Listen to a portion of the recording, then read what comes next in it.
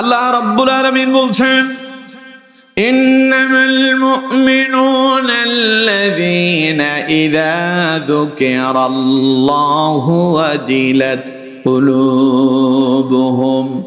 আল্লাহ পাক বলছেন, নিশ্চয়ই মুমিন তারা, আল্লাযীনা ইযা যুকিরাল্লাহ, যারা আল্লাহকে স্মরণ করলে বলে, ওয়াজিলাত কুলুবুহুম, তাদের অন্তরগুলো আল্লাহর ভয়ে প্রকম্পিত হতে থাকে। ওয়াইযা তুলিয়াত আলাইহিম আয়াতু, আর যখন তাদের সামনে আল্লাহর কোরআনের আয়াতসমূহ তিলাওয়াত করা হয়, যাদাতহুম ঈমানা, তখন তাদের ঈমানটা বেড়ে যায়। ওয়া আলা রাব্বিহিম ইয়াতাওয়াক্কালুন, আর তারা তাদের রবের উপরে তাওয়াক্কুল তথা ভরসা করে। আল্লাযীনা ইউকিমুনাস সালাহ, তারা নামাজ প্রতিষ্ঠা করে। ওয়া মিম্মা রাযাকনাহুম ইউনফিকুন, এবং তাদেরকে যে রিজিক দেওয়া হয়েছে সেখান থেকে তারা আবার আল্লাহর রাস্তায় তা ব্যয় করে। উলাইকা হুমুল মুমিনুনা হাক্কান, এরা হলো মুমিনের দাবিতে সত্যবাদী। লাহুম দারাজাতুন ইনদা রাব্বিহিম, আল্লাহ পাক বলছেন তাদের জন্য তাদের রবের পক্ষ থেকে রয়েছে উত্তম মর্যাদা। ওয়া মাগফিরাতুন, এবং তাদের জন্য রয়েছে ক্ষমা। ওয়া রিজকুন কারীম, এবং তাদের জন্য রয়েছে সম্মানিত রিজিকের ব্যবস্থা। পড়েন সুবহানাল্লাহ। এই হচ্ছে তিনটি আয়াতে কারিমার সরল অনুবাদ। আমার বন্ধুগণ, প্রিয় ভাই সাহেব, তাহলে সরল অনুবাদ থেকে আপনারা যা বুঝতে পেরেছেন তা হচ্ছে, এই তিনটি আয়াতে কারিমার ভেতরে আল্লাহ পাক মুমিনদের 5টি গুণাগুণ বর্ণনা করেছেন, পাশাপাশি মুমিনদের জন্য 3টা পুরস্কারের ঘোষণা আল্লাহ পাক দিয়েছেন। পড়েন সুবহানাল্লাহ। আমার বন্ধুগণ, প্রিয় ভাই সাহেব, আমরা সবাই মুমিন না কাফের? যারা বললেন না তারা কি? হ্যাঁ, বললেন না কে? আমরা সবাই কি? আরো আওয়াজ দিয়ে বলেন, আমরা সবাই কি? মুমিন। আমরা সবাই হলাম ঈমানদার। মুমিন কাকে বলা হয়? মুমিন বলা হয় তাকে যিনি পড়েছেন লা ইলাহা ইল্লাল্লাহু মুহাম্মাদুর রাসূলুল্লাহ। পড়েন সাল্লাল্লাহু আলাইহি ওয়াসাল্লাম।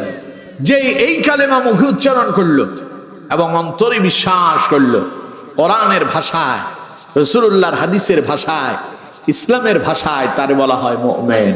তাদেরকে কি বলে? মুমিন। তাইলে এই কালেমা আমরা সবাই পড়ছি না? এই কালেমার উপর আমাদের বিশ্বাস আছে না নাই? আছে। আল্লাহ তাআলা বলছেন এরাই মুমিন। তবে শুধু মুমিন হইলেই হবে না, আল্লাহ তাআলা বলছেন এখানে প্রকৃত মুমিনের গুণাবলী। আসল মুমিন কারা? অনেকের নাম আছে আব্দুল মোমেন, আছে না? বাপে নাম রাখছে মোমেন, সবাই তারে মোমেন ডাকে। নাম রাখছে ইমান আলী। ইমান আলীর যে কবে ইমান গেছে ইমান আলী জানি না, কারণ ইমান আলী মসজিদে আজান হইলে যাই না। এই জাতের ইমান আলী আছে না নাই? এই জাতের বহু মোমেন আছে, আজান হয়ে যাওয়ার খবরই থাকে না, কিন্তু নিজের দাবি করতেছে। নাম ধরে ধরে মানুষ বলতেছে এই মোমেন কই এদিকে আসো, আরো ডাকে মোমেন মিয়া। মিয়া মানি 100, এই 100 মোমেন এদিকে আসো। আরে আমার বন্ধুগণ, তো মোমেন নাম রাখছে আব্বা, কিন্তু একটা উদ্দেশ্য ছিল, ভালো উদ্দেশ্যে নাম রেখেছে। মোমেন মানে বিশ্বাসী। মোমেন মানে কি? বাপে নাম রাখছে ভালো দেখে ইমান আলী, ইমানের উপরে বিশ্বাসী। বাপে নাম রাখছে ভালো দেখে, মনে করছে হয়তো বড় হলে এ নামের উসিলা হয়তো সেই লাইনে চলে আসবে। কিন্তু দুর্ভাগ্য, আমরা অনেকে এই লাইনে নাম রাখার পরেও লাইনে আসতে পারি না। আল্লাহ তাআলা আমাদেরকে সঠিক লাইনে আমাদেরকে কবুল করুন, বলুন আমিন। তো আমার বন্ধুগণ, এই মোমেন সেই মোমেন না। আপনার বাড়ির আশেপাশে আঙ্গিনায় যে ইমান আলী আর মোমেন আছে, এটা সেই মোমেন না। এটা হলো ওই মোমেন যারা প্রকৃতভাবে আল্লাহর প্রতি বিশ্বাস স্থাপন করেছে। আমার বন্ধুগণ, আরেকটু সহজভাবে উদাহরণ দিলে আপনারা বুঝতে পারবেন। এই মাদ্রাসায় যারা পড়ালেখা করে এদেরকে আপনারা কি বলেন? ছেলে হলে ছাত্র, মেয়ে হলে ছাত্রী। এখন আপনি একটা ছেলে রাস্তা দিয়ে যাচ্ছে, আপনি তারে জিজ্ঞাসা করলেন, বাবা তুমি কই পড়ো? কোন মাদ্রাসার ছাত্র তুমি? সে বলল যে আমি আমেনা খাতুন, না হাজি আমেনা খাতুন নুরানিয়া হাফিজিয়া মাদ্রাসার ছাত্র। এখন আপনি যদি মাদ্রাসায় এসে, যদি মাদ্রাসায় তার যে হাজিরা খাতা বালাম বই আছে, ওইখানে যদি খুঁজে দেখেন আসলে সে এই মাদ্রাসার ছাত্র কিনা বালাম বইয়ের ভিতরে লিখে আছে। এখন আপনি দেখলেন ছেলে পরিচয় দিল সেই মাদ্রাসার ছাত্র, বালাম বইয়ের কাছে এসে দেখলেন যে হ্যাঁ এই ছেলে মাদ্রাসার ছাত্র ছিল, তবে এখন নাই। ঘটনা কি?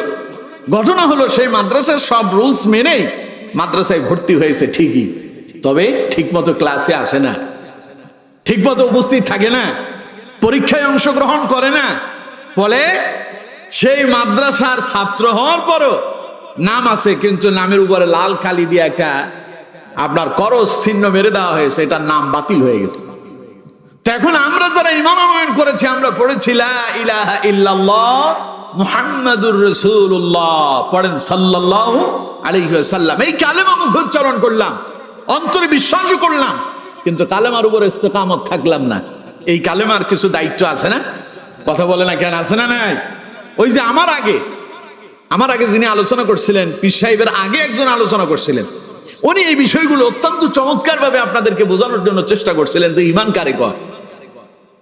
আমার বন্ধুগণ, একটা ছেলে মাদ্রাসায় ভর্তি হওয়ার পরে নিয়মিত যদি ক্লাসে উপস্থিত না থাকে, সে যদি পরীক্ষায় অংশগ্রহণ না করে, সঠিকভাবে যদি মাদ্রাসার রুলস মেনে না চলে, নিয়মতান্ত্রিক পদ্ধতি সে যদি ফলো না করে, মাদ্রাসার কর্তৃপক্ষ অথবা মাদ্রাসার প্রধান শিক্ষক তাকে মাদ্রাসা থেকে নাম কেটে দিয়া তাকে বহিষ্কার করে দেয়।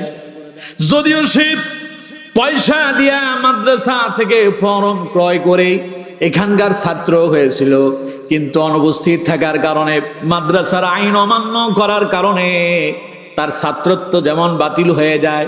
আপনি নিজের মুমিন হিসেবে নিজে কালেমা উচ্চারণ করলেন, অন্তরে বিশ্বাস করলেন, মুখে উচ্চারণ করলেন, কিন্তু এর উপরে যদি আপনি ইস্তেকামত না থাকেন, ঈমান আনার পরে কিছু দায়িত্ব এবং কর্তব্য আছে, তা যদি আপনি পালন করতেই না পারেন, ওই যেমন ছাত্র আইন না মানার কারণে তার ছাত্রত্ব বাতিল হয়ে যায়, আল্লাহর দেওয়া আইন উপেক্ষা করার কারণে মুমিন থেকে আপনার নাম কেটে যাবে। বুঝতে পারতেছেন আমার কথা? তাহলে আমার বন্ধুগণ, এখানে আল্লাহ রাব্বুল আলামিন ওই সমস্ত মুমিনদের কথা আলোচনা করেছেন যারা শুধু মুখে উচ্চারণ করে নাই, ঈমান আনার পরে, আল্লাহর প্রতি বিশ্বাস স্থাপন করার পরে তাদের দিলের মহব্বত, অন্তরের ভালোবাসা আল্লাহর সঙ্গে এমন ভাবে মজবুত ভাবে জড়িয়ে গেল, আল্লাহ পাক বলেন এরা মুমিন নয়, শুধু মুমিনের দাবিতে তারা সত্যবাদী হয়ে গেল। সুবহানাল্লাহ। আমাদের দেশে অনেকে আছে দেখবেন, কয় যে আমি নামাজ পড়ি না তাতে কি হয়েছে, আমার কি ঈমান কমে গেছে নাকি? রোজা রাখি না তাতে কি হয়েছে, আমার কি ঈমান কমে গেছে নাকি? এই রকমের লোক তো আপনাদের এলাকায় নাই। কি ঈমান তার? আচ্ছা আমার বন্ধুগণ, এই কোরআনের সাথে আজকে একটু মিলায় দেখেন তো আসলে তারা কি ঈমানদার কিনা। আল্লাহ তাআলা কি বলেছেন? আল্লাহ রাব্বুল আলামিন বলছেন, ইন্নামাল মুমিনুনা আল্লাযীনা ইযা যুকিরাল্লাহু ওয়াজিলাত কুলুবুহুম। আল্লাহ পাক বলছেন, নিশ্চয় মুমিন তো তারা, আল্লাযীনা ইযা যুকিরাল্লাহ, যারা আল্লাহর জিকির করলেই পরে, ওয়াজিলাত কুলুবুহুম, তাদের অন্তরের ভিতরে কম্পন শুরু হয়ে যায়। বুকে হাত দিয়ে বলেন তো দেখি, জীবনে কত সুবহানাল্লাহর জিকির করলেন, আলহামদুলিল্লাহর জিকির করলেন, আল্লাহু আকবারের জিকির করেছেন, লা ইলাহা ইল্লাল্লাহু মুহাম্মাদুর রাসূলুল্লাহ, পড়েন সাল্লাল্লাহু আলাইহি ওয়াসাল্লাম। এটা শ্রেষ্ঠ জিকির। রাসূল বলেছেন, আফদালুয যিকরি লা ইলাহা ইল্লাল্লাহ, সবচাইতে শ্রেষ্ঠ জিকিরের নাম হলো লা ইলাহা ইল্লাল্লাহ। এই যে জিকিরগুলো আমরা করলাম, জিকিরের জন্য শ্রেষ্ঠ শব্দ হলো চারটা। রাসূল করিম সাল্লাল্লাহু আলাইহি ওয়াসাল্লাম বলছেন, আহাব্বুল কালামি ইলাল্লাহি আরবা, আল্লাহর কাছে পছন্দনীয় শব্দ হলো চারটি। তার ভিতরে একটি হলো সুবহানাল্লাহ, এরপরে হচ্ছে আলহামদুলিল্লাহ, তারপরে হচ্ছে আল্লাহু আকবার, এরপরে হচ্ছে লা ইলাহা ইল্লাল্লাহ। কয়টা হলো? সুবহানাল্লাহ, আলহামদুলিল্লাহ, আল্লাহু আকবার, লা ইলাহা ইল্লাল্লাহ। এই চারটা শব্দ জিকিরের জন্য আল্লাহর কাছে শ্রেষ্ঠ। সুবহানাল্লাহ। কিন্তু আমাদের দেশে কত রকমের জিকির আছে, আপনাদের কুমিল্লাতে কিন্তু কম নাই। জিকিরের তালে তালে কেউ নাচতেছে, বসে যান, খাড়াই যান, হুতি যান, এই বাবা সেই বাবা, দয়াল বাবা, আরো কত কিছু জিকিরের ভেতরে আছে না? অথচ আল্লাহ তাআলার কাছে পছন্দনীয় জিকিরের শব্দ কয়টা বললাম?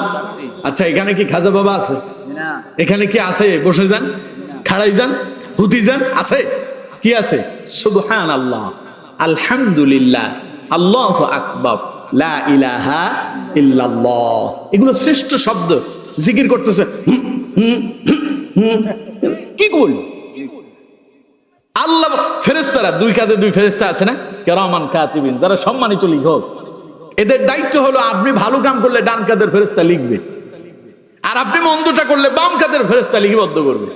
কিন্তু আপনি যে হু ও হু ও কইলেন, এখন ফেরেশতারা আল্লাহরে জিজ্ঞেস করে, আল্লাহ তোমার বান্দা যে কি কইলো, আমরা তো ভাষাই বুঝলাম না, কি যে কইলো?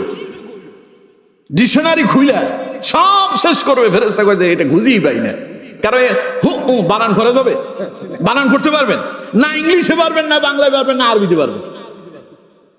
কোন ভাষার ভেতরেই নেই। কিন্তু আমরা জিকিরের ভেতরে এই শব্দগুলো ঢুকায় দিছি। আল্লাহ তাআলা এগুলো থেকে আমাদেরকে হেফাজত করুন, বলুন আমিন।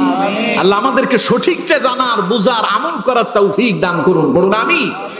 তো এখন বন্ধুগণ আমার, বলছিলাম জীবনে কত জিকির করলেন, জিকির করতে করতে গলা শুকায় ফেলেছেন, জিকির করতে করতে আপনি হয়রান হয়ে গেছেন। কিন্তু আমার বন্ধুগণ, কলিজায় হাত রেখে বলেন তো দেখি, জিকির করেছেন আর অন্তরের ভেতরে কম্পন ধরেছে, এরকম কোন ইতিহাস আছে নাকি? নাই। তাইলে আল্লাহ যে বললেন, ইন্নামাল মুমিনুন, মুমিন তো তারা আল্লাযীনা ইযা যুকিরাল্লাহ, যখন তারা আল্লাহর জিকির করে, ওয়াজিলাত কুলুবুহুম, তখন আল্লাহর ভয়ে তাদের অন্তরে কম্পন ধরে যায়। তাহলে এটা কেমন জিকির, যে জিকির আমরা করলাম অন্তরে কম্পন এলো না?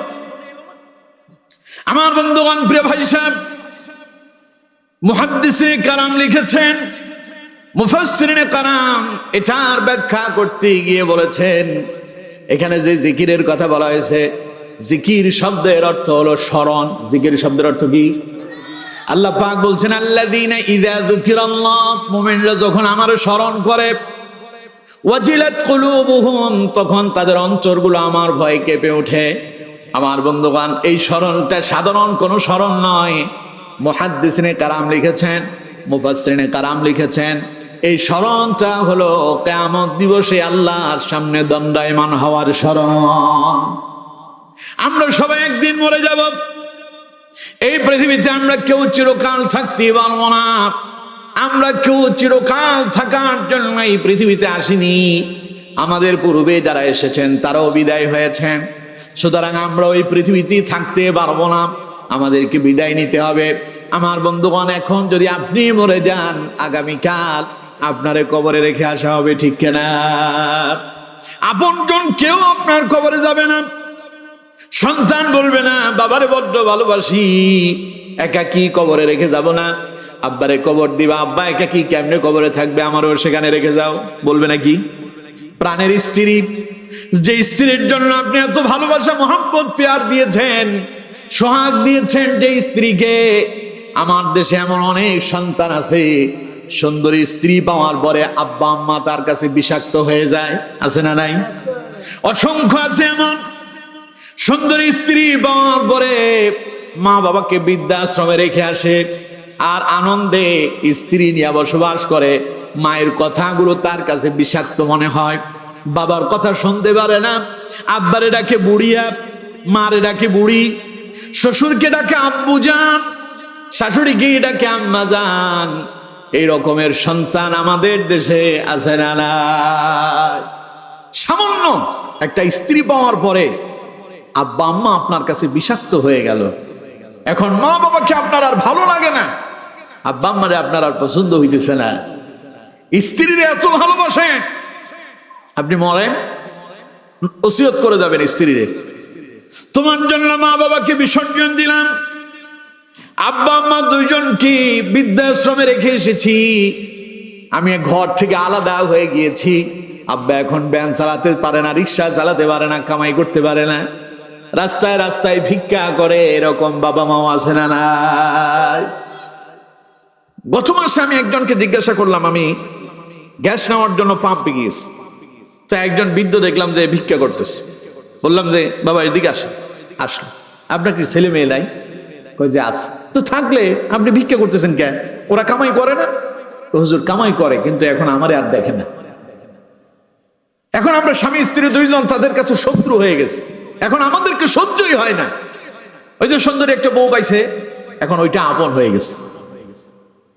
আমার বন্ধুগণ, সেই প্রাণের স্ত্রী যার জন্য আব্বা আম্মাকে আলাদা করলেন, নিজে আলাদা হয়ে গেলেন, নিজেই খুব আরামে খেতে চান, সেই স্ত্রীর একদিন ওসিয়ত করে যাবেন, স্ত্রীর আমি তো মরে যাব, সারা জীবন তোমার সঙ্গেই ছিলাম, একসঙ্গেই বসবাস করেছি, প্রাণের স্ত্রী, যদি রাত্রিবেলায় আমি যদি মরে যাই, যখন কেউ আমার কাছে থাকবে না, মানুষ মরে যাওয়ার পরে লাশ কেউ আর ঘরে রাখতে চায় না, ঠিক কিনা?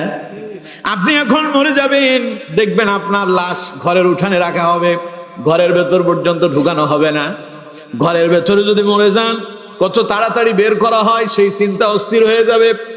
খাটের উপরে আছেন, আপনি মরার সঙ্গে সঙ্গে আপনার স্ত্রী, আপনার সন্তানরাই বলবো তারে তাড়াতাড়ি খাট থেকে নিচে নামায়া দাও, ঠিক না?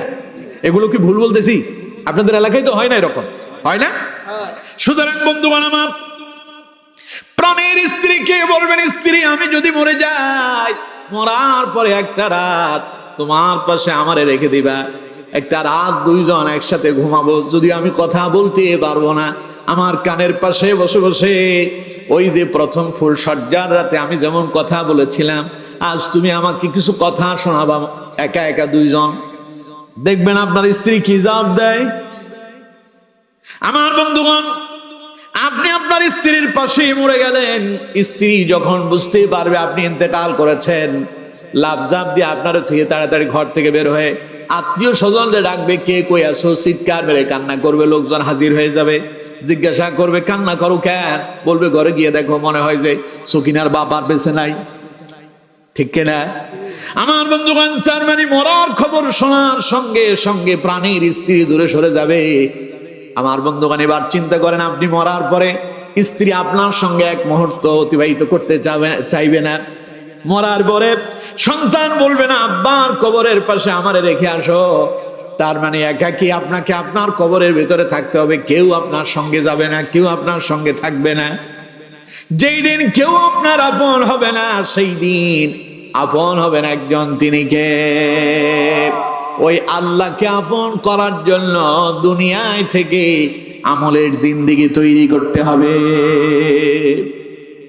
আমার বন্ধুগণ, বলছিলাম আল্লাহ রাব্বুল আলামিন বলছেন, আল্লাযীনা ইযা যুকিরাল্লাহ, মুমিনরা যখন আল্লাহকে স্মরণ করে, ওয়াজিলাত কুলুবুহুম, আল্লাহর ভয়ে তাদের অন্তরে কম্পন ধরে যায়। আমার বন্ধুগণ, এই কম্পনটা কেমন কম্পন? আমরা অনেকেই তা অনুধাবন করতে পারি না, বুঝতে পারি না। আমরা মরে যাব, মরার পরে মরব সুনিশ্চিত, মৃত্যুর পরে আমাদেরকে পরকালের যাত্রী হতে হবে, পরপারে আমরা চলে যাব, একাকী কবরের ভেতরে থাকব। সেই কবরে আমাদের কোনো সঙ্গী সাথী থাকবে না, আলো নাই, বাতাস নাই, সঙ্গী নাই, সাথী নাই। যদি ভালো আমল করে যেতে পারেন, কবরটা আপনার জন্য হয়ে যাবে জান্নাত, আর যদি ভালো আমল করতে না পারেন, কবর হয়ে যাবে জাহান্নাম। সত্যিকারের মুমিনেরা যখন এই কথা মনে পড়ে যায় তাদের, এই পৃথিবীতে আমি চিরকাল থাকবো না, থাকতে আসি না, এই পৃথিবী থেকে একদিন চলে যাব, এরপরে আমার মৃত্যু হবে, মৃত্যুর পরে কবরে চলে যাব, অন্ধকার কবরে কোনো সঙ্গী সাথী, আলো বাতাস কিছুই থাকবে না। সেই দিন যে কবরে যাব, যাওয়ার জন্য কতটুকুন প্রস্তুতি আমি গ্রহণ করেছি, আমি আমার রবের সামনে কি নিয়ে দাঁড়াবো। মরার পরে কবরে রেখে আসবে, আসার পর পরই দুইজন ফেরেশতা এসে আপনার উঠে বসাবে, প্রশ্ন করা হবে, মান রাব্বুকা ওয়া মা দীনুকা ওয়া মা হাযার রাজুলুল্লাযী বুইসা ফীকুম। কয়টা প্রশ্ন? সবাই বলেন কয়টা? এক নাম্বার, মান রাব্বুকা, বলো তোমার রব কে। দ্বিতীয় প্রশ্ন, ওয়া মা দীনুকা, বলো তোমার দিন কি, তোমার ধর্ম কি। তৃতীয় প্রশ্ন, ওয়া মা হাযার রাজুলুল্লাযী বুইসা ফীকুম, এই যে একটা মানুষ দাঁড়ায় আছে, তার চেনো নাকি? আমার বন্ধুগণ, এই তিনটা প্রশ্ন কবর জগতে আপনারে করা হবে। এই তিনটা প্রশ্নের জবাব যারা দিতে পারবে, সঙ্গে সঙ্গে আল্লাহ রাব্বুল আলামিন বলবেন, আন সাদাকা আবদি, আমার বান্দা সত্য বলেছে, ফাফরিশুহু মিনাল জান্নাহ ওয়া আলবিসুহু মিনাল জান্নাহ ওয়া আফতাহু লাহু বাবান ইলাল জান্নাহ। ও ফেরেশতারা, আমার বান্দাকে জান্নাতের পোশাক পরিধান করায় দাও, আমার বান্দার জন্য জান্নাতের বিছানা বিছায়া দাও, আমার বান্দার জন্য জান্নাতের দিকের দরজাটা খুলে দাও। পড়েন আল্লাহু আকবার। আর যদি সেই তিনটা প্রশ্নের জবাব দিতে পারেন, না দিতে পারেন, প্রশ্ন করা হবে মান রব্বুকা, আপনি বলবেন লা আদরি, হায় হায় আমি জানি না। ওয়ামা দীনুকা, কয় লা আদরি, কিছুই জানি না। ওয়ামা হাযার রাজুলুল্লাযী বুইসা ফীকুম, কবরের ভিতরে রাসূলুল্লাহকে হাজির করা হবে, জিজ্ঞাসা করা হবে এটারে চেনো নাকি, ইনি কে? আমার বন্ধুগণ, কাফেরেরা রাসূলুল্লাহরে চিনতে পারবে না, তারা বলবে লা আদরি, লা আদরি, আমি চিনি না। এই কথা যখন বলা হবে, আল্লাহ পাক বলবেন এটা মিথ্যাবাদী। ফাফরিশুহু মিনান নার ওয়া আলবিসুহু মিনান নার ওয়া আফতাহু লাহু বাবান ইলান নার। এই লোকটা মিথ্যা কথা বলেছে, তাকে জাহান্নামের বিছানা তার জন্য বিছায়া দাও, জাহান্নামের পোশাক তারে পরিধান করা দাও, জাহান্নামের দিকের দরজাটা তার জন্য খুলে দাও। আমার বন্ধুগণ, তাইলে কোন তো দেখি, মরার পরে কারো কবর হবে জান্নাত আর কারোটা কথা কয় না, কারোটা। এখন মুমিনেরা যখনই এই কথা তাদের মনে পড়ে যায়, সত্যিকারের মুমিনদের যখন মনে এই কথা এসে যায়, আর আমি তো একদিন মরে যাব, মরার পরে আমারও তো কবরে যেতে হবে, আমার কবরে আমি কি সামান যোগান করতে পারলাম, কতটুকু সামান আমি তৈরি করতে পারলাম, কতটুকু নেক আমল আমি করতে পারলাম, কবরে তো আমার যেতেই হবে, কি জবাব দিব সেখানে গেলে? এই কথা যখন মুমিনের অন্তরে এসে যায়, আল্লাহ পাক বলছেন ওয়াজিলাত কুলুবুহুম, মুমিন তখন আল্লাহর ভয়ে তার অন্তরে কম্পন ধরে যায়। পড়েন আল্লাহু আকবার। এমনটা তো হয়, এমনটা হয় না? এমনটা হয়। যখন কোনো মৃত মানুষকে যখন দাফন করতে যাবেন, জানাজায় যাবেন, দেখবেন তখন মনগুলো নরম হয়ে যায়, মনে পড়ে যায় হ্যাঁ হ্যাঁ আমি তো মরে যাব, আমিও তো তার মতো লাশ হব, অন্ধকার কবরে কেমনে থাকবো। এজন্য দেখবেন মানুষ মরার পরে প্রথম 2-4 দিন মসজিদে মুসল্লি ভরপুর থাকে। যেই বাড়ির মানুষ মারা যায় ওই বাড়ির সব মানুষ মসজিদে চলে যায়, 2-3 দিন সবাইকে পাওয়া যায়, 2-3 দিন পরে আর নাই। এরকম ঘটনা তো আপনাদের এলাকায় হয় না? হয়। আপনাদের এলাকায় কি 4 দিন না খাবার দেয়? দেয় না? বাপ মরা ছেলে যায় 3 দিন পর্যন্ত মসজিদে এলো, নামাজ পড়লো, কখনো কখনো ফজরে মুয়াজ্জিন আজান দেওয়ার আগে সে হাজির হয়ে গেছে, কারণ আব্বার জন্য তার খুব মায়া।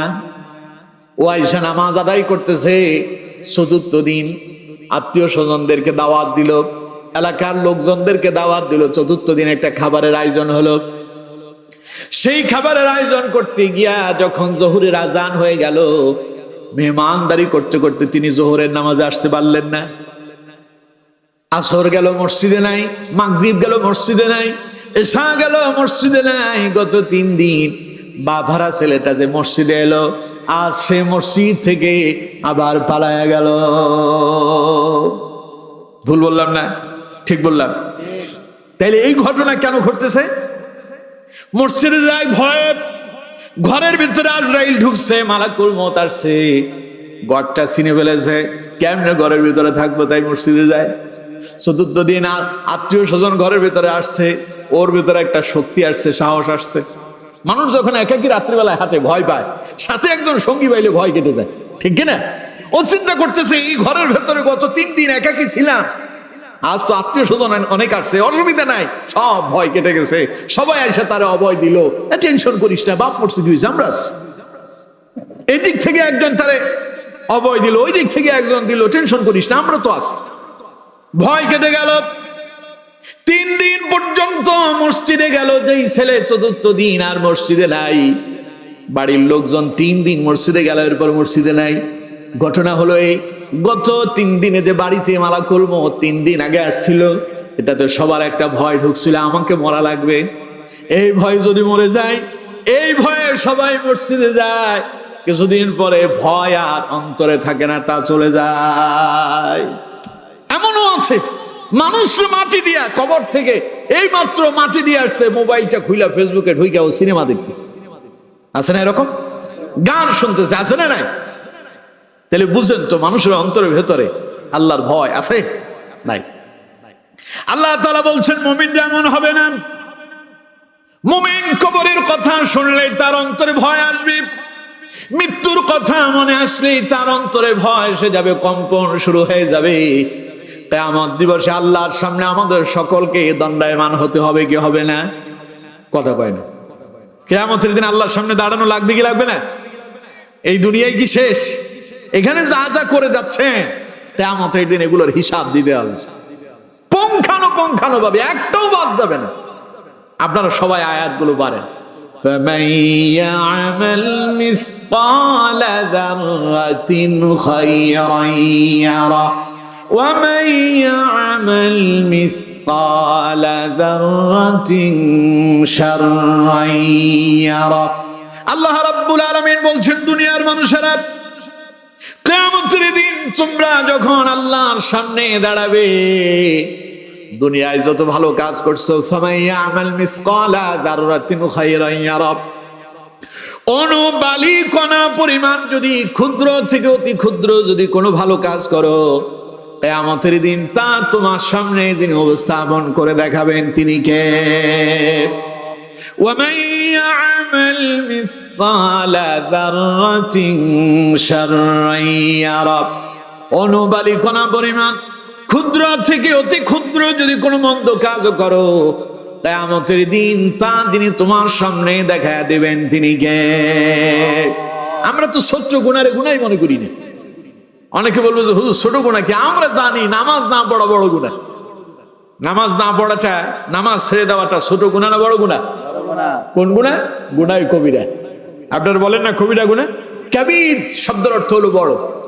তো গুনাহ কাবীর মানে হলো বড় গুনাহ। জানি নামাজ না পড়লে বড় গুনাহ হয়, সুদ খাইলে বড় গুনাহ হয়, জিনা করলে বড় গুনাহ হয়, সিনেমা দেখলে বড় গুনাহ হয়। জানি আমরা, জানার পরও আমরা এগুলো দেখতেছি। এখন আপনারা বলবেন হুজুর জানার পরেও তো নামাজ পড়ি না, না জানার পরেও কোরআন মানি না, জানার পরেও ইসলাম মেনে চলি না। এখন আপনি বলতেছেন ছোট গুনাহ আল্লাহ দেখাবে, ওইটা তো আমরা কিছু মনেই করি না। অথচ কিয়ামতের দিন মানুষ তার ছোট্ট গুনার জন্য কিয়ামতের দিন সবচাইতে বেশি আফসোস করবে। আহারে কেন এই ছোট্ট গুনাহটা করলাম? ছোট্ট একটা নেকের জন্য আফসোস করবে। কেন একবার সুবহানাল্লাহ বললাম না? কেন একবার আলহামদুলিল্লাহ বললাম না? কেন একবার আল্লাহু আকবার বললাম না? কিয়ামতের দিন আফসোস করতে করতে নখ কামড়াতে শুরু করবে। নখ কামড়াতে কামড়াতে হাত কামড়ায়া শরীর থেকে আলাদা করে ফেলবে। তার খেয়ালই থাকবে না, শুধু আফসোস এটাই, কেন একবার সুবহানাল্লাহ বললাম না? কেন একবার আলহামদুলিল্লাহ বললাম না? আফসোস করবে কেন ছোট্ট গুনাহ থেকে নিজেকে মুক্ত রাখতে পারলাম না। আমার বন্ধুগণ, সেই দিন আফসোস করবেন, কিন্তু উতরানোর সেখান থেকে বেরিয়ে আসার আর কোনো পথ খোলা থাকবে কি? কোরআন থেকে শুনুন, আল্লাহ পাক বলছেন সেই দিন ছোট্ট আমলের ব্যাপারে মানুষের অবস্থা কেমন হবে।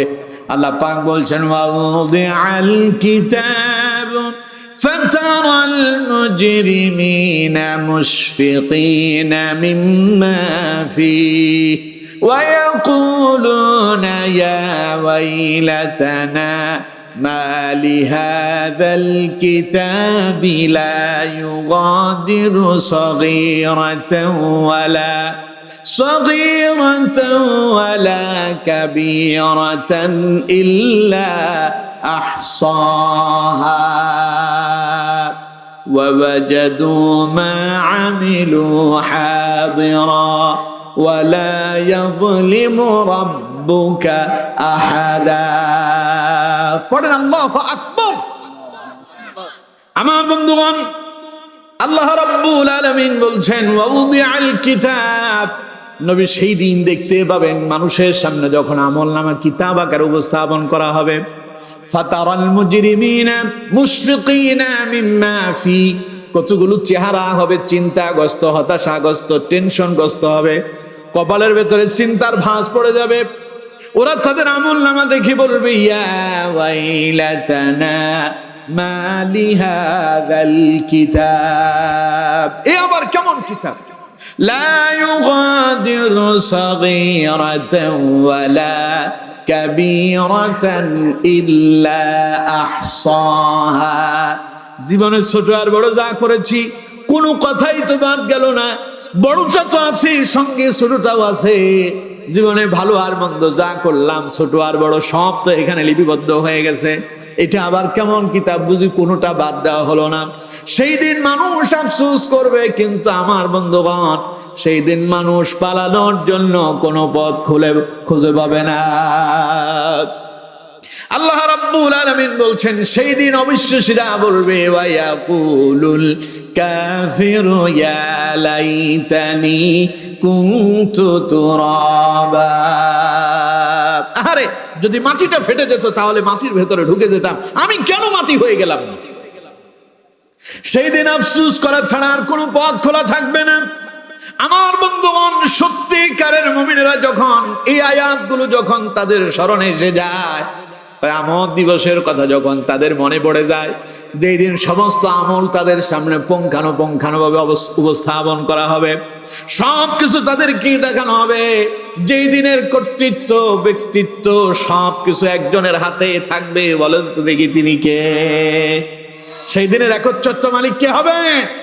লিমানিল মুলকুল ইয়াউম লিল্লাহিল ওয়াহিদিল কাহ্হার। আল্লাহ পাক বলছেন সেই দিন মানুষদেরকে তিনি প্রশ্ন করবেন, লিমানিল মুলকুল ইয়াউম, বলো আজকের রাজত্ব কার? প্রশ্ন করবেন কে? আল্লাহ। মানুষ ভয়ে কথাই বলবে না।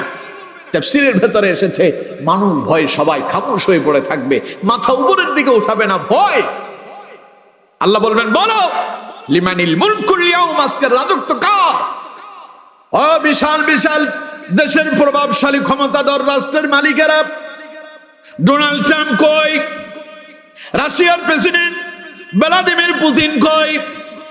ইসরায়েলের প্রেসিডেন্ট নেতানিয়াহু কোথায়? প্রশ্ন করা হবে ভারতের প্রধানমন্ত্রী ময়মনসিংহ কোথায়? বর্তমান প্রধানমন্ত্রীর নাম কি জানো? নরেন্দ্র মোদী। ও কোথায়? প্রশ্ন করা হবে বিগত সময় যারা বাংলাদেশের রাষ্ট্র পরিচালনা করছিল সেই রাষ্ট্রপ্রধান প্রধানমন্ত্রী তৎকালীন সময়ের শেখ হাসিনা কই? প্রশ্ন করা হবে ডক্টর ইউনূস কোথায়? প্রশ্ন করা হবে বেগম জিয়া কোথায়? সমস্ত নেতাদেরকে আল্লাহ পাক ডাক দিয়ে বলবেন পৃথিবীর বাদশারা কোথায়? বলো তো দেখি লিমানিল মুলকুল ইয়াউম, আজকের রাজত্ব কার? তোমাদের ক্ষমতা গেল কই? তোমাদের যদি ক্ষমতা থাকে পারলে বলো আজকের রাজত্ব কার? ভয় মানুষ কথাই বলবে না। তখন আল্লাহ পাক নিজে জবাব দিবেন লিল্লাহিল ওয়াহিদিল কাহ্হার, আজকের রাজত্ব একজনের হাতে, যিনি হলেন জগৎসমূহের একচ্ছত্র মালিক। তিনি কে? আল্লাহ। আল্লাহ ওয়াহিদুল কাহ্হার, একমাত্র রাজত্ব তার হাতে। আজ তিনি অত্যন্ত ভয়াবহ কঠোর। মুমিনেরা যখনই কিয়ামতের এই ভয়াবহতার কথা তাদের অন্তরে এসে যায়, আল্লাহর সামনে দাঁড়াতেই হবে, গোটা জীবনের হিসাব দিতে হবে, এই কথাটা যখন মুমিনদের অন্তরে এসে যায়, আল্লাহ পাক বলছেন আল্লাযীনা ইযা যুকিরাল্লাহ, মুমিনেরা যখন আমার এইভাবে স্মরণ করে, ওয়াজিলাত কুলুবুহুম, তখন তাদের অন্তরের মাঝে আমি আল্লাহর ভয়ে কম্পন শুরু হয়ে যায়। সুবহানাল্লাহ। আরো সহজভাবে উদাহরণ দিলে আপনারা বুঝতে পারবেন। দেখুন, মনে করেন আপনারা এখান থেকে ঢাকায় যাবেন, তো ঢাকায় যেতে হলে আপনাদেরকে কমসে কম আপনাদের হোমনাথে যেতে হবে। সেখানে গিয়ে একটা বাসে আপনাকে টিকিট কেটে তারপরে আপনাকে ঢাকার উদ্দেশ্যে রওনা হতে হবে। তা আপনি সেখান থেকে একটা বাসের টিকিট কাটলেন। আপনাদের এখানে সবচেয়ে ভালো বাস কোনটা? Super service. সুপার সার্ভিসে আপনি টিকিট কাটলেন, যাবেন কোন? ঢাকায়। টিকিট কেটে আপনি গাড়িতে উঠলেন, গাড়িটা সময় মতো এটা চলতে শুরু করলো, ছাড়লো। এই গাড়ি যখন দাউদকান্দি ওভারটেক করলো, মেঘনা ব্রিজে উঠলো। গাড়ির যখন স্পিড আছে 100 কিলোমিটার অথবা 120 কিলোমিটার গতিতে গাড়িটা চলছে। মনে করেন আপনি সেই গাড়ির যাত্রী। গাড়িটা যখন আপনাকে নিয়ে ছুটে চলছে 100 থেকে 120 কিলোমিটার গতিতে, ড্রাইভার যখন বলল, আপনারা তখন মেঘনা ব্রিজের উপরে। ড্রাইভার যখন আপনাদেরকে বলল যে আমি গাড়িটা নিয়ন্ত্রণ করতে পারছি না, গাড়ি আমার নিয়ন্ত্রণের বাইরে চলে গেল, গাড়িতে ব্রেক করলে গাড়ি ব্রেক হয় না, তার মানে গাড়িটা ব্রেক ফেল করছে। ড্রাইভার যদি বলে গাড়ি আমি নিয়ন্ত্রণ করতে পারছি না, আপনি সেই গাড়ির যাত্রী, আপনার এই কথা বুঝতে অসুবিধা হবে না যে গাড়িটা ব্রেক ফেল করছে, ড্রাইভার এটা ব্রেকটারে কন্ট্রোল করতে পারছে না, তার মানে এই গাড়ি আপনাকে নিয়ে হয় সামনের গাড়িতে ধাক্কা দেবে, অথবা আপনার সুদ্ধা নিয়ে গাড়িতে সমুদ্রের ভেতরে, নদীর ভিতরে পড়বে। ড্রাইভার যখনই বলবে গাড়ি আমি নিয়ন্ত্রণ করতে পারছি না, তখনই আপনি বুঝবেন গাড়ি ব্রেক ফেল হয়েছে। শোনার সঙ্গে সঙ্গে বুকের হার্টবিট বেড়ে যাবে, একটা কম্পন হবে, যেটাকে আমরা বলি হার্টবিট বেড়ে যাওয়া। আমাদের ফেনীর ভাষা কয় বুকের ভিতরে দুবদুবানি শুরু হয়েছে। আপনাদের এখানকার ভাষা কি কয়? হ্যাঁ, দুবদুবানি, কাঁপাকাঁপি শুরু হয়েছে। কাঁপাকাঁপি শুরু হয়ে যাবে, শরীরের ভেতরে কম্পন ধরে যাবে, ভেতরে হার্টবিট বেড়ে যাবে। আমার বন্ধুগণ, দুব দুব করে একটা শব্দ হবে, এটা হলো কম্পন। এটা কি? সবাই বলেন এটা কি? এটা কখন হয়? যখন ভয় লাগে।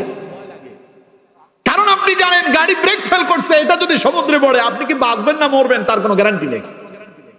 এই গাড়ি যদি সামনের গাড়িতে ধাক্কা দেয়, আপনি কি বেঁচে থাকবেন না হাত পা ভেঙে যাবে আপনি জানেন না। ভয় আপনার ভেতরে কম্পন শুরু হয়ে যায়।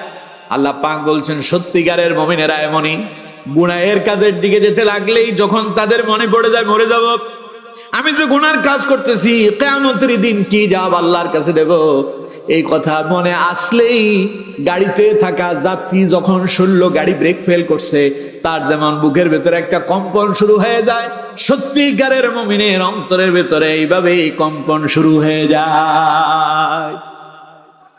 আজান হয়ে গেল, নামাজের সময় হয়ে গেল। সত্যিকারের মুমিন যদি মসজিদে সময় মতো যেতে না পারে, তার ভিতরে একটা টেনশন শুরু হয়ে যায়। নামাজের ওয়াক্ত চলে যায়, তার ভিতরে টেনশন শুরু হয়ে যায়। গাড়িতে আছে, গাড়িটা যাত্রা বিরতি দিচ্ছে না, তার টেনশন, হাই হাই আমার জোহর যায়, আসরের ওয়াক্ত চলে যাচ্ছে, ইশারের ওয়াক্ত চলে যাচ্ছে, আমি যদি এই মুহূর্তে যদি মরে যাই তাহলে আমি বেনামাজি হয়ে মারা যাব। এই টেনশন মুমিনের অন্তরে আসে, তখন তার ভেতরে তার একটা কম্পন শুরু হয়ে যায়, তার তখন চিন্তা ধরে যায়, হায় হায় মরে গেলে আমার কি অবস্থা হবে। আমার বন্ধুগণ, এমনটা শুধু তাদেরই হয় যারা সত্যিকারের মুমিন। আর যারা শুধু নামে মুমিন, ওই যে আগে বললাম মাদ্রাসার ফরম নিয়ে সেখানে তিনি সিগনেচার করে টাকা পয়সা দিয়ে ভর্তি হয়েছে, স্কুল কলেজে ভর্তি হয়েছেন, সঠিকভাবে ক্লাস করেন না, সময় মতো উপস্থিত থাকেন না, পরীক্ষা দেন না, যেমন তার আর ছাত্রত্ব থাকে না, বাতিল হয়ে যায়। এমন অনেক মুমিন আছে, নামাজ পড়ে না, দিন মানে না, ইসলাম মেনে চলে না, হালাল হারাম মেনে চলে না, ওর ভেতরে কোনো টেনশন নাই, ভয় নাই, তার ভেতরে এইরকম কোনো কম্পন অনুভূতি হয় না।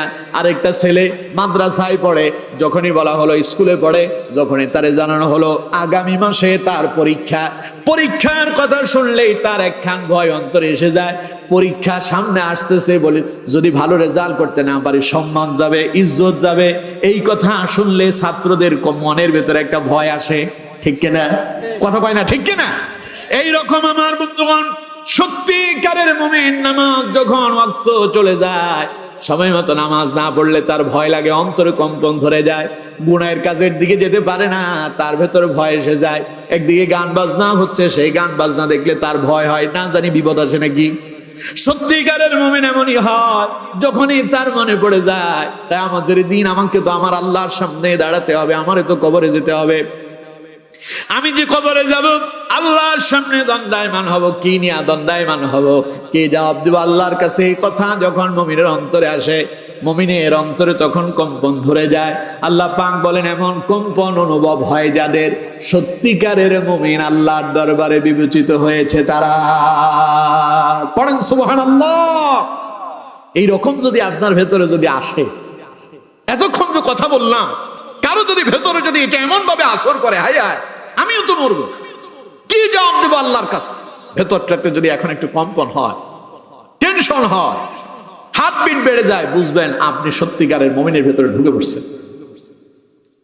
আমার বন্ধুগণ, রাসূল করিম সাল্লাল্লাহু আলাইহি ওয়াসাল্লাম বলেছেন, আমি জাহান্নাম দেখেছি, জাহান্নামের শাস্তি দেখেছি, তবে রাসূলুল্লাহ বলেছেন কবরের মতো এমন ভয়ানক জিনিস আমি আমার জীবনে দেখি নাই। নবী করিম সাল্লাল্লাহু আলাইহি ওয়াসাল্লাম বলছেন কবরের মতো ভয়ঙ্কর জায়গা আমি আর দেখি নাই। হযরত উসমান রাদিয়াল্লাহু তাআলা আনহু, নাম তো শুনছেন আপনারা, শুনছেন না? ইসলামের কততম খলিফা বলতে পারবেন? আপনি বলেন না, মাওলানা সাহেবরা বলেন। আপনারা বলেন তো হযরত ওসমান রাদিয়াল্লাহু তাআলা আনহু ইসলামের কততম খলিফা ছিলেন? তৃতীয়। মাশাআল্লাহ, একজন পারছে। এক নম্বর খলিফা হযরত আবু বকর সিদ্দিক রাদিয়াল্লাহু তাআলা আনহু। দ্বিতীয় খলিফা ছিলেন হযরত ওমর ইবনুল খাত্তাব রাদিয়াল্লাহু তাআলা আনহু। তৃতীয় নম্বর খলিফা ছিলেন হযরতে ওসমান ইবনে আফফান রাদিয়াল্লাহু তাআলা আনহু। চার নম্বর ছিলেন হযরত আলী ইবনে আবি তালিব রাদিয়াল্লাহু তাআলা আনহু। সুবহানাল্লাহ। তিন নম্বর খলিফা হযরত ওসমান রাদিয়াল্লাহু তাআলা আনহু রাসূলুল্লাহ দুই মেয়েকে বিবাহ করার সৌভাগ্য অর্জন করেছিলেন। নাম হচ্ছে, এজন্য নামের সাথে যিন নূরাইন শব্দ ব্যবহার করা হয়েছে। দুইটা নূরের আলোকে তিনি বিবাহ করছেন। সুবহানাল্লাহ। রাসূলুল্লাহ দুইটা কন্যাকে বিবাহ করেছিলেন, হযরত ওসমান রাদিয়াল্লাহু তাআলা আনহু। হযরত ওসমান রাদিয়াল্লাহু তাআলা আনহুর এত সম্পদ ছিল, আর তিনি সেই সম্পদ খালি ঘরের ভেতরে জমা রাখেন নাই। একটু আগে আপনারা দিয়েছেন, অনেক দিয়েছেন আপনারা। হযরত ওসমান রাদিয়াল্লাহু তাআলা আনহু আপনারা দিতে গিয়ে হিসাব করেন, আমার কাছে 20,000 আছে, 1,000 দিবেন। কারো কাছে 10,000 আছে, সে চিন্তা করতেছে 500 টাকা দেবে। কিন্তু হযরত ওসমান রাদিয়াল্লাহু তাআলা আনহু তার থলের ভেতরে যেখানে টাকা আছে সন্দুকের ভেতরে হাত দিতেন, কত উঠতেছে কোনো হিসাব নাই, যা উঠছে স্বর্ণ মুদ্রা সব দিয়ে দিয়েছে। সুবহানাল্লাহ পড়েন। কত যে দিয়েছে কোনো হিসাবই নাই, গণনাই নাই। হযরত ওসমান এত দান করেছেন, নবী করিম সাল্লাল্লাহু আলাইহি ওয়াসাল্লাম হযরত ওসমান রাদিয়াল্লাহু তাআলা আনহুর দান দেখে বলেছিলেন, ওসমান তুমি যেই পরিমাণ আল্লাহর রাস্তায় দান করেছো, আল্লাহ তোমার উপর এত খুশি হয়েছেন, এখন তুমি শুধু মরার দেরি, আর জান্নাতে যেতে দেরি হবে না। তোমার দান তোমাকে আল্লাহর জান্নাতে পৌঁছায় দেবে। তাহলে আমার বন্ধুগণ, তার মানে হযরত ওসমান ছিলেন সেই সাহাবী যিনি দুনিয়ায় থাকা অবস্থায় জান্নাতের সুসংবাদ পেয়েছেন, মরলেই হবেন জান্নাতি। এমন যদি সুসংবাদ আমি আপনি পাই, জীবনে আর টেনশন আছে নাকি? আমরা এখানে আসছি কেন? এই যে গভীর রাতে বসে আছি, যে ওয়াজ শুনতেছি, কোরআনের কথা শুনতেছি কেন? দুইটা সওয়াব নেকি অর্জন করব, দুইটা কথা শুনবো, যদি আমল করি, যদি আল্লাহ যদি মরার পরে জান্নাত দেয়। ঠিক কিনা? এই ছাড়া আর কোনো উদ্দেশ্য আছে? এই যে আপনার এই যে ন্যাক উদ্দেশ্য, আল্লাহ যদি কয় বান্দা তুই যে ওই দিন 24 তারিখের রাতে কোরআনের মাহফিলে গিয়ে কোরআনের আলোচনা শুনছিলি, আমি তোর উপরে খুশি হইলাম, আমি তোরে মাফ করে দিলাম, তুই মরলেই জান্নাত। এই সংবাদ যদি আপনি শোনেন, আপনার জীবনে আনন্দের আর কোনো সীমা রেখা আছে? আমার বন্ধুগণ, হযরত ওসমান ছিলেন সেই সাহাবী যিনি রাসূলুল্লাহর পবিত্র জবান থেকে নবীজি যা বলেন সব আল্লাহর ওহী, না রাসূলুল্লাহর বানানো কথা? সবগুলো আল্লাহর ওহী। নবীজি নিজের মন গড়া বানানো একখান কথাও জীবনে বলেন নাই। সুবহানাল্লাহ। আল্লাহ তাআলা বলছেন, ইন হুয়া ইল্লা ওয়াহয়ু ইউহা, আমার নবী যা বলে সব আমি আল্লাহর পক্ষ থেকে ওহী। সুবহানাল্লাহ। তাহলে রাসূলুল্লাহ হযরত ওসমানকে বললেন, ওসমান তোমার দান তোমাকে আল্লাহর জান্নাত পর্যন্ত পৌঁছায় দিল, তুমি এখন মরলেই জান্নাতে চলে যাবে, তোমার কোনো টেনশনই নাই। সেই ওসমান রাদিয়াল্লাহু তাআলা আনহু নবীজির দুইটা কন্যা সন্তানকে বিবাহের সৌভাগ্য অর্জন করেছিলেন। সেই ওসমান রাদিয়াল্লাহু তাআলা আনহু যিনি ইসলামের তৃতীয়তম খলিফা ছিলেন। হযরত ওসমান যখন কোনো মানুষের কবরের পাশ দিয়ে যেতেন, থমকে দাঁড়িয়ে যেতেন। হাদিসের ভেতরে এসেছে, হযরত ওসমান রাদিয়াল্লাহু তাআলা আনহু কবরের পাশে গিয়ে এত কান্না করতেন, চোখ দিয়ে পানি গড়ায় গড়ায় পড়তো, দাড়িগুলো পর্যন্ত ভিজে যেত, দাড়ি ভিজে ভিজে টপ টপ করে পানি পড়ে তার জামাটা পর্যন্ত ভিজে যেত। উপস্থিত জনগণ তাকে জিজ্ঞাসা করলো, ওসমান ঘটনা কি? আপনি তো জান্নাত জাহান্নামের আলোচনা শুনলে এত কান্দেন না, চোখ থেকে এত পানি বের হতে দেখি না, কিন্তু এই কোন কবরের পাশে এলেই দাঁড়ালেই আপনার চোখ দিয়ে পানি পড়ে, আপনি মনে হয় যেন পাগলের মতো হয়ে যান, ঘটনা কি? হযরত ওসমান বললেন, আল্লাহর নবীর সাহাবীরা, ও আল্লাহর বান্দারা, নবীর উম্মতেরা শোনো, আমি আমার নবীর পবিত্র জবান মুবারক থেকে শুনেছি, নবী করিম সাল্লাল্লাহু আলাইহি ওয়াসাল্লাম বলেছেন, কবর হলো এমন এক জায়গা, এটা হলো পরকালের প্রথম মঞ্জিল, এটা হলো পরকালের প্রথম মঞ্জিল, প্রথম ধাপ। নবীজি বলেছেন, পরকালের এই প্রথম মঞ্জিল যদি কারো যদি ভালো হয়, তার পরবর্তী প্রত্যেকটা মঞ্জিল, প্রত্যেকটা স্টেপ ভালো হয়ে যাবে। আর যার পরকালের প্রথম মঞ্জিল খারাপ হবে, তার জীবনে দুঃখের আর দুর্দশার শেষ থাকবে না। সুতরাং আমি চিন্তা করতেছি, আমি ওসমানও তো একদিন মরে যাব, মরার পরে এই কবরে আমি ঢুকবো। আমি যখন মরে যাব, এই কবরে যখন যাব, পরকালের আমার প্রথম মঞ্জিলটা কেমন হবে আমি তো জানি না, তাই আমি খুব টেনশনে আছি। নবীজি বলেছেন কবরের মতো এমন ভয়ঙ্কর জায়গা রাসূল বলেছেন আমি আর জীবনে দেখি নাই। সুতরাং সেই কবরে গেলে আমার কেমন হবে? কবর দেখলে আমার ভেতরে ভয় ঢুকে যায়, অন্তরে কম্পন শুরু হয়ে যায়, চোখ দিয়া পানি গড়ায় গড়ায় পড়ে। আমার বন্ধুগণ, এটাই হলো আল্লাহর স্মরণে অন্তর কেঁপে ওঠা। এই জন্য রাসূল কারীম সাল্লাল্লাহু আলাইহি ওয়াসাল্লাম বলছেন, হযরত আয়েশার কাছে একজন ইহুদি মহিলা এসেছিলেন। আম্মা জান আয়েশা সিদ্দিকা রাদিয়াল্লাহু তাআলা আনহার কাছে কিছু সাহায্য চাইলেন। হযরত আয়েশা সিদ্দিকা রাদিয়াল্লাহু তাআলা আনহা তাকে কিছু দান করলেন। দান করার পরে ইহুদি মহিলা হযরত আয়েশার জন্য দোয়া করলেন, আমি তোমার জন্য দোয়া করতেছি আল্লাহ যেন তোমাকে কবরের আযাব থেকে নাজাত দান করে। হযরত আয়েশা বললেন, কবরে আযাব হবে এই কথা তোমারে কে বলেছে? মহিলা বলল, আমি ইহুদি, আমাদের ইহুদি ধর্মের আলেমরা এমন কথা বলেছেন কবরে আযাব হবে। হযরত আয়েশা বললেন, ঠিক আছে, আমি এটা রাসূলুল্লাহর জবান থেকে এর আগে শুনি নাই। নবীজি ঘরে আসুক, আমি রাসূলুল্লাহকে জিজ্ঞাসা করব তুমি যে কথাটা বলেছো এটা সত্য না মিথ্যা। নবীজি এলেন, হযরত আয়েশা রাসূলুল্লাহর কাছে বললেন, ইয়া রাসূলুল্লাহ সাল্লাল্লাহু আলাইহি ওয়াসাল্লাম, হুজুর আজ আমার কাছে একজন ইহুদি মহিলা এসেছিল কিছু সাহায্যের জন্য। ইহুদি মহিলাকে আমি সাহায্য করলাম, মহিলা আমার জন্য দোয়া করলো আল্লাহ যেন আমাকে কবরের আযাব থেকে নাজাত দেয়। ইয়া রাসূলুল্লাহ সাল্লাল্লাহু আলাইহি ওয়াসাল্লাম, হুজুর আসলে কি কবরে আযাব হবে নাকি? নবী করিম সাল্লাল্লাহু আলাইহি ওয়াসাল্লাম জবাব দিলেন, নাম ইন্না আযাবাল কবরি হাক্কুন। আয়েশা শুনে রাখো, হ্যাঁ মহিলা ঠিকই বলেছে, কবরের আযাব এটা সত্য, মোটেও মিথ্যা নয়। হযরত আয়েশা বললেন, যেই দিন আমি রাসূলুল্লাহকে প্রশ্ন করলাম সেই দিন থেকে আমি দেখেছি নবীজি যখনই নামাজে দাঁড়াতেন, নামাজের শেষ বৈঠকে তাশাহুদের বৈঠকে সালাম ফেরানোর আগেই রাসূলুল্লাহ একটা দোয়া করতেন। রাসূলুল্লাহ এইভাবে দোয়া করতেন, আল্লাহুম্মা ইন্নী আউযু বিকা মিন আযাবিল কবর ওয়া আউযু বিকা মিন আযাবিন নার ওয়া আউযু বিকা মিন ফিতনাতিল মাহইয়াই ওয়াল মামাত ওয়া আউযু বিকা মিন ফিতনাতিল মাসিহিদ দাজ্জাল। পড়েন আমিন। হযরত আয়েশা বললেন, আমি রাসূলুল্লাহকে দেখেছি এই প্রশ্ন করার পর থেকে নবীজি সব সময় একটা দোয়া করতেন আল্লাহর কাছে। তিনি নামাজের সালাম ফেরানোর আগে আল্লাহকে বলতেন, আল্লাহুম্মা ইন্নী আউযু বিকা মিন আযাবিল কবর, হে আমার রব আপনি আমাকে কবরের আযাব থেকে নাজাত দান করুন। ওয়া আউযু বিকা মিন আযাবিন নার, আমি আপনার কাছে আশ্রয় চাচ্ছি জাহান্নামের আযাব থেকে। ওয়া আউযু বিকা মিন ফিতনাতিল মাহইয়াই ওয়াল মামাত, জীবন এবং মৃত্যুর ফিতনা থেকে আমি আপনার কাছে আশ্রয় চাই। ওয়া আউযু বিকা মিন ফিতনাতিল মাসিহিদ দাজ্জাল, আমি আপনার কাছে দাজ্জালের ফিতনা থেকে আশ্রয় চাচ্ছি।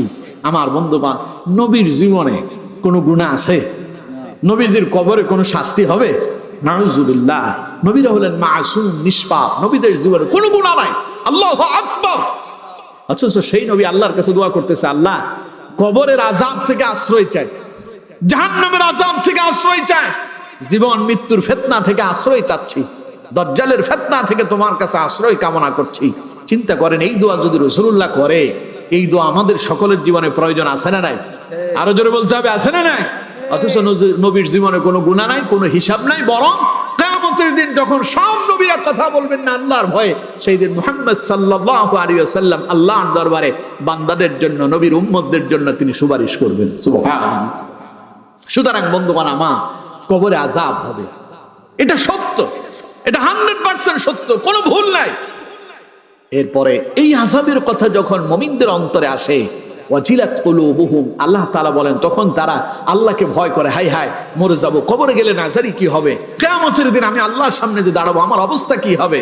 এই কথা অন্তরে আসলেই আল্লাযীনা ইযা যুকিরাল্লাহ, যখনই এই স্মরণটা তাদের অন্তরে আসে তখন আমি আল্লাহর ভয়, ওয়াজিলাত কুলুবুহুম, মুমিনদের অন্তরে কম্পন শুরু হয়ে যায়। পড়েন সুবহানাল্লাহ। এইরকম যদি আপনাদের কারো যদি হয় তাহলে বুঝতে হবে আপনি মুমিনদের, সঠিক মুমিনদের, প্রকৃত মুমিনের, সত্যিকারের মুমিনের প্রথম গুণ আপনি অর্জন করতে পেরেছেন। আমার বন্ধুগণ, এই একটা গুণের কথা বলতে বলতে 12টা 8 মিনিট হয়ে গেছে। কথা ছিল 12টার পরে আমরা আর আগাবো না, কিন্তু আমিও ঘড়ির দিকে তাকাই নাই, এখন দেখি 12টা 8 মিনিট। তাইলে আমরা আর গভীর করব না, এখন শুধু বাকিগুলোর অর্থগুলো আপনাদেরকে শোনায় দেয়, কি বলে, আর গভীর করব না। কারণ আগামীকাল সকাল 10টায় আমার মাহফিল হলো সোনাইমুড়ি, মাগরিবের পরে হলো নোয়াখালী কোম্পানিগঞ্জ, এশারের পরে হলো আবার রাত 10টায় হলো নোয়াখালী সদর। তার মানে এখন আমারও তো বিশ্রামে যেতে হবে, কথা বুঝতেছেন? তা আপনাদেরও কষ্ট হচ্ছে, আমি আপনাদেরকে আর কষ্ট দিতে চাই না। এখন শুধু শেষ এগুলোর অর্থগুলো বলে আপনাদেরকে আলোচনা শেষ করে দেব ইনশাআল্লাহ। আল্লাহ তাআলা বলছেন, সত্যিকারের মুমিনের প্রথম গুণ আল্লাযীনা ইযা যুকিরাল্লাহ, যখন তারা আল্লাহকে স্মরণ করে, ওয়াজিলাত কুলুবুহুম, আল্লাহর ভয় তাদের অন্তরে কম্পন ধরে যায়। দ্বিতীয় নাম্বার আল্লাহ তাআলা বলছেন, ওয়া ইযা তুলিয়াত আলাইহিম আয়াতু, যখন তাদের সামনে আল্লাহর কোরআনের তিলাওয়াত করা হয়, আয়াতগুলো যখন তাদেরকে শোনানো হয়, তখন যাদাতহুম ঈমানা, তাদের ঈমান বেড়ে যায়। ঈমান কেমনে বাড়ে? যখন আপনার শুনতে মন চাইবে, আরো শোনার আগ্রহ তৈরি হবে, শুনতে আপনার কাছে মজা লাগতেছে, ভালো লাগতেছে, মনের ভেতরে এটা যদি আসে যে আহারে যদি আরেকটু বলতো, বুঝতে হবে আপনার অন্তরের ভেতরে ঈমানের বৃদ্ধি পেয়েছে, তার মানে আপনি সত্যিকারের মুমিন হয়েছে। 3 নাম্বার গুণ আল্লাহ রাব্বুল আলামিন বলছেন, ওয়া আলা রাব্বিহিম ইয়াতাওয়াক্কালুন, সত্যিকারের মুমিনেরা, প্রকৃত মুমিনেরা একজনের উপরে ভরসা করে, তিনি কে? সকল সময় বিপদে পড়ুক, মুসিবতে পড়ুক, সুখে থাকুক, দুঃখে থাকুক, সর্ব অবস্থায় তারা একজনকে মেনে নেয়, একজনকে স্মরণ করে, একজনের উপরে ছেড়ে দেয়, তিনি কে? আল্লাহ তাআলা বলছেন তারা আল্লাহর উপরে দয়াময়, তাদের রবের উপরে তারা ভরসা করে। এই হলো তাদের 3 নাম্বার গুণ। 4 নাম্বার গুণ আল্লাযীনা ইউকিমুনাস সালাহ, সত্যিকারের মুমিনেরা 5 ওয়াক্ত নামাজ কায়েম করে। এরপরে 5 নাম্বার আল্লাহ পাক বলছেন, ওয়া মিম্মা রাযাকনাহুম ইউনফিকুন, আল্লাহ তাদেরকে যে সম্পদ দিয়েছেন, রিজিক দিয়েছেন, তারা সেখান থেকে আবার আল্লাহর রাস্তায় খরচ করে। সুবহানাল্লাহ কোন? একটু আগে আপনারা দিয়েছিলেন না, এই সম্পদ আপনাদেরকে কে দিয়েছিল? কথা কয় না, কে? আপনার বাপদাদা 14 গোষ্ঠী দিছে? আল্লাহ দিয়েছেন, আপনি আবার আল্লাহরে দিয়েছেন। আল্লাহ কয়, এটা যারা করে, আমার দেওয়ার সম্পদ আবার আমার রাস্তায় যারা খরচ করে, তারাই সত্যিকারের মুমিন। সুবহানাল্লাহ। এরপরে আল্লাহ রাব্বুল আলামিন বলছেন, এই 5টা গুণ যার ভেতরে থাকবে, আল্লাহরে স্মরণ করলে যার অন্তরে কম্পন সৃষ্টি হবে। 2 নাম্বার, কোরআনের আয়াত শুনলে যার ঈমান বেড়ে যাবে। 3 নাম্বার আল্লাহ পাক বলছেন, সত্যিকারের মুমিন আল্লাহর উপরে ভরসা করবে। 4 নাম্বার, সত্যিকারের মুমিন নামাজ কায়েম করবে। 5 নাম্বার আল্লাহ পাক বলছেন, সত্যিকারের মুমিন আল্লাহর দেওয়া রিজিক আল্লাহর রাস্তায় ব্যয় করবে। আল্লাহ পাক বলেন, এই 5টা গুণ যার ভেতরে আছে, উলাইকা হুমুল মুমিনুনা হাক্কা, এটাই হলো সত্যিকারের মুমিন। মুমিনের দাবিতে এটাই হলো সত্যবাদী। সুবহানাল্লাহ। ওই যে একটা কইছিল না, আমি নামাজ না পড়লে কি হয়েছে, আমার কি ঈমান কমে গেছে নাকি? রোজা রাখি না, তাতে কি হয়েছে, আমার কি ঈমান কমে গেছে? আল্লাহ কয় না, ওইটা সিটিং, ওটা দুষ্কৃতিকারী, এটা মিথ্যাবাদী। সত্যিকারের মুমিন হলো এই 5টা গুণ যার ভেতরে আছে, উলাইকা হুমুল মুমিনুনা হাক্কা, এটাই মুমিনের দাবিতে সত্যবাদী। ও যদি নিজের বলে আমি মুমিন, আল্লাহ কয় এটাই মুমিন। সুবহানাল্লাহ। এবার যার ভেতরে এই 5টা গুণ থাকবে, আল্লাহর স্মরণে যার অন্তরে কম্পন সৃষ্টি হবে, যারা আল্লাহ রাব্বুল আলামিনকে কোরআনের আয়াত, আল্লাহর কোরআনের আয়াত শুনলেই যাদের ঈমান বেড়ে যাবে, আল্লাহর উপরে যারা ভরসা করবে, 5 ওয়াক্ত নামাজ যারা কায়েম করবে, আল্লাহর রাস্তায় দেওয়া আল্লাহর রিজিক আল্লাহর রাস্তায় যারা খরচ করবে, আল্লাহ পাক বলছেন, লাহুম দারাজাতুন ইনদা রাব্বিহিম ওয়া মাগফিরাতুন ওয়া রিজকুন কারীম। ওরা তো শুধু সত্যবাদী মুমিন তা নয়, বরং তাদের জন্য আমার কাছে 3টা পুরস্কার আছে। 1 নাম্বার, লাহুম দারাজাতুন ইনদা রাব্বিহিম, আমি তাদের দুনিয়া এবং আখিরাতে উভয় জগতে তাদের মর্যাদা আমি বাড়ায়া দেব। সুবহানাল্লাহ। ওয়া মাগফিরাতুন, দুনিয়াও তাদেরকে ক্ষমা করব, কিয়ামতের দিনও আমি আল্লাহ পাক তাদেরকে ক্ষমা করে দেব। ওয়া রিজকুন কারীম, দুনিয়াতেও তাদেরকে সম্মানের রিজিক দেব, পরকালেও আমি আল্লাহ পাক তাদেরকে সম্মানের রিজিক দান করব। সুবহানাল্লাহ। এই তিনটা পুরস্কার আপনারা পেতে চান? দেখি তো কারা কারা পেতে চান, হাত তুলে দেখান তো দেখি। সবাই পেতে চান? তাহলে আমরা সবাই এই তিনটা পুরস্কার পেতে চাই কি চাই না? এক নাম্বার, আল্লাহ তাআলা বলছেন তুমি যদি আল্লাহরে ভয় করে জীবন যাপন করো। দুই নাম্বার, কোরআনের আলোচনা যদি তোমার শোনার আগ্রহ তৈরি হয়। তিন নাম্বার, তুমি যদি আল্লাহর উপর ভরসা করে চলতে পারো। চার নাম্বার, তুমি যদি নামাজ কায়েম করতে পারো। পাঁচ নাম্বার, আল্লাহর দেওয়া সম্পদ যদি আল্লাহর রাস্তায় ব্যয় করো, পুরস্কার দেব তিনটা। এক নাম্বার, তোমার মর্যাদা দুনিয়া এবং আখিরাতে বাড়ায় দেব। দুই নাম্বার, আমি তোমারে মাফ করে দিব। তিন নাম্বার, সম্মানের রিজিক দান করব। সুবহানাল্লাহ। আসুন আমরা সকলে এই পাঁচটা আমল করে আল্লাহর কাছ থেকে তিনটা পুরস্কারে পুরস্কৃত হওয়ার জন্য চেষ্টা সাধনা চালিয়ে যাব। আল্লাহ পাক আমাদের সকলকে সেই তৌফিক দান করুন। পড়ুন আমিন।